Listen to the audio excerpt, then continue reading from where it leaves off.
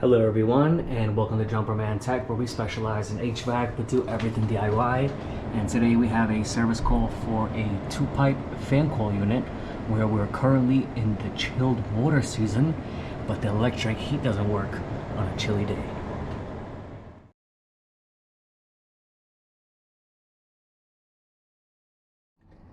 Thank you to everyone tuning in to Jumperman Tech. It is a nice chilly day out here in Lower Manhattan. Let's take a look at this thermostat. The room temperature is 65 degrees. It is set to 79 in heat mode, and it says the heat is on and the fan is in medium speed, so they definitely got that part right. Let's go ahead and see what's going on. I opened up the access panel, and we actually have this panel already open. Well, the electrical panel got quite a bit going on here. You know, I always thought these units were so bad. But I went to a new building the other day and the access was so bad for the electrical. This thing is like luxurious right now. Never thought I'd say that. Missed these units after that freaking unit, man. That thing blew my day. But we got that one going, and I'm hoping to get some more work in that new building, and you guys will see a new style of fan coil unit. They're actually made by Train, which is really cool. So let's see. So right now we're in chilled water season, so we have 2 pipes coming to this unit. During this time we send chilled water through our coil, fan blows across it, you got cooling. In the winter they send hot water through it, fan blows across it, we have heating. Right now we're in that shoulder season where it's not summer yet.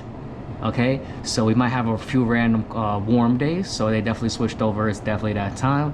But then, you know, the mornings could be chilly or the evenings can be chilly, and at that point they want heat. But if we only have chilled water running through the system, if that valve opens, they're gonna get cooling. They're gonna get even colder because we're sending 40 to 45 degree water through this coil. This place is gonna freeze more than it already is.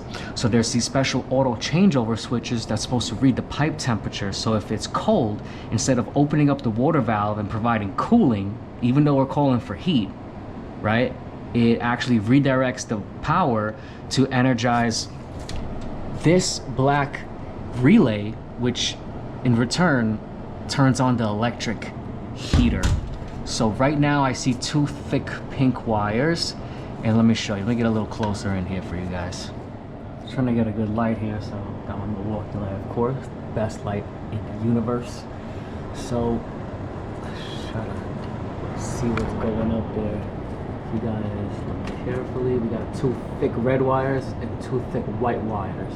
The white wires come back over here. That's our neutrals, because there's 2 pink wires coming through, right? 2 coming in, 2 coming out. That's telling me there's actually 2 electrical heaters here. So here's our relay, and if you see on one side of the contacts, normally open contacts, one side is here, the other side is here, and there's 2 being sent out. So let's see if we're getting amperage on these 2 heaters. Using the Fluke 902 FC. I had this meter for about 5 years now, and this so far has been my favorite meter. Turn the light, amps AC. Let's go across 1. No amps. Now how about the next heater? No amps at all, so we don't got no electric heat going on. What's going on here? Okay, what about the valve actuator? Could that be open? So here's the water valve, the electric water valve. I can feel there's a stem on top. Let's see if you guys can see. I made videos on this little stem, the little metal stem. Okay, so metal stem here. When there's resistance across it, that's telling me that the actuator's closed. So we're not sending chilled water through, but we're not turning on the electric heaters. And I don't see it exactly right here, but there's a little equalizer line between the supply and return, so you still might get a little bit of chilled water squeezing through. Okay, so let's start from the beginning. All right, where are these auto changeover switches? I see the wires. Some crazy long wires, man. I'm gonna take off this water valve just aside some space. I'm gonna force it open. Push the tab. Put that out. That's one of the auto changeover switches right here.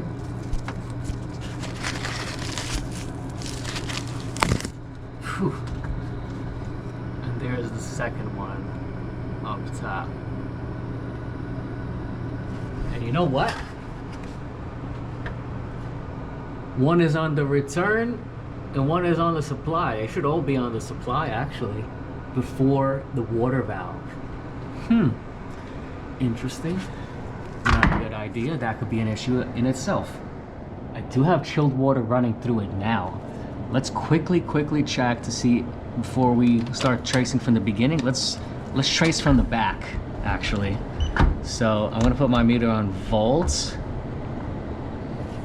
And let's check between the coil for the heat relay. Is the relay asking to be energized? Oh wow. And it is 120 volts.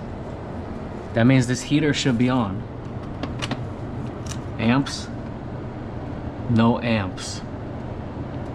So that coil is energized. So actually those auto changeover switches are doing their job. That's what that voltage is telling me right now.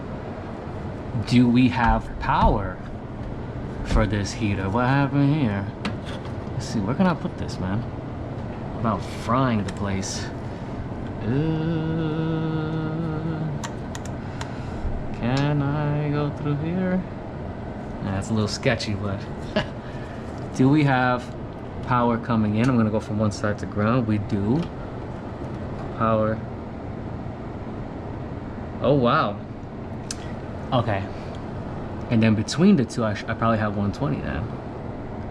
So between the contacts for this relay, I have 120 volts. Right? So the power wire coming into the relay from there to ground, I have 120. But then the other side where the contact is supposed to close, I have from that wire, from that terminal to ground, I have nothing. So we're not sending power through, but guess what? I got relays, I got auto changeover switches, I got valve actuators, I got limit switches, I got everything for these units. Right here in my bag, let's go. Here's a brand new relay. Right, one side, let's see, let's read this. I want to show you guys this diagram as well. So between 1 and 3 is my coil, and between 2 and 4 are my normally open contacts. 2 and 4.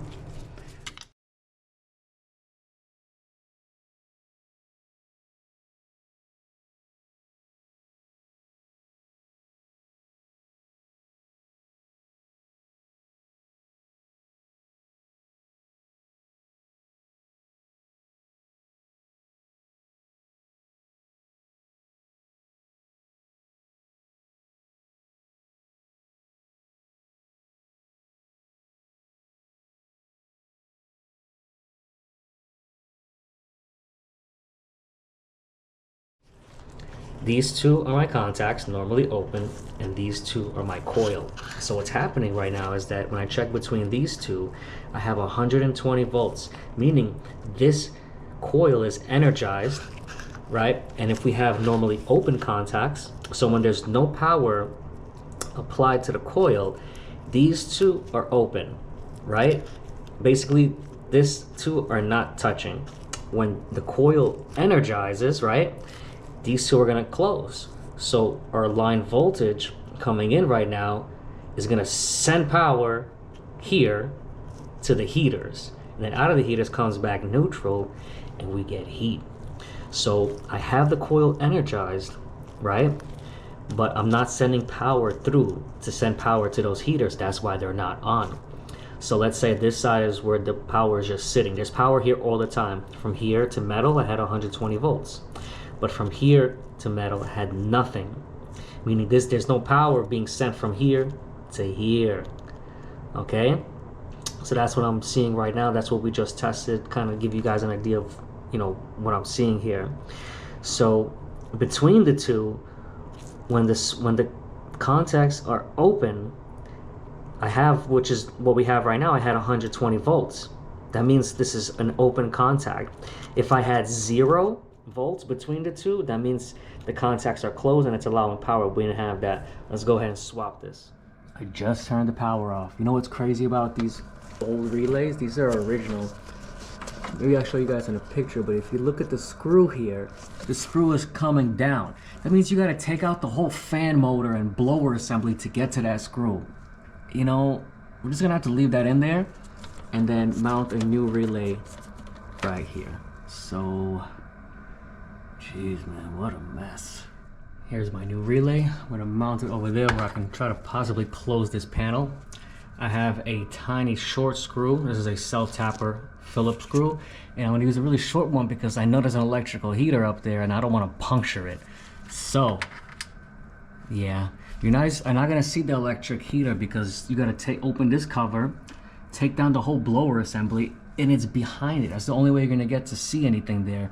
So watch my other videos on these fan coil units and you'll see the whole thing, especially when we clean everything. That's a great video, and we do a lot of testing there as well. So let's start by mounting our new relay. All right, got the M12 fuel and with an extension. So I'm gonna start by making one hole right there.